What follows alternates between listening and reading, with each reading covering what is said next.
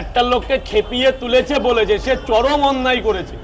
ভারতীয় সংবিধানে এবং রীতি রেওয়াজে কোনো সম্প্রদায়কে কটূক্তি করার কারুর অধিকার নেই। এগুলো আমি অ্যাকচুয়ালি মনে করি নিজেরও কিছু শিক্ষার দরকার থাকে। সে হয়তো জানতেই পারিনি যে আমাদের ভারতবর্ষে কোনো একদিন কিন্তু একটা মহাবিদ্রোহ হয়েছিল, যে সাঁওতাল বিদ্রোহ। অতএব এত বড় একটা বিদ্রোহ যখন হয়েছিল সেখানে ছিল সিধু কানু বিরসা মুন্ডা। তাই এই ব্যাপার জানা থাকলে সে বলতো না, হয়তো অজ্ঞানে বলে ফেলেছে কোনো এক কথা। আমার মন চাই তাকে ক্ষমা করা উচিত, কারণ সে তো শাস্তি পেয়েছে যথেষ্ট পরিমাণে, তারা বলেছে সাঁওতাল ভাই বোনেরা, এবং এইবার তাকে মাফ করা হয়তো উচিত জিডিটা তুলে নিয়ে। সেও তো একটা গরিব মানুষ, স্ট্রিট ফুডে আমার মতো ব্যবসায়ী। আমি জানি যে একটা স্ট্রিট ফুডে মানুষ কখন নামে, অত্যন্ত যন্ত্রণা জ্বালানো হলে সেই স্ট্রিট ফুডের হকার হয় না।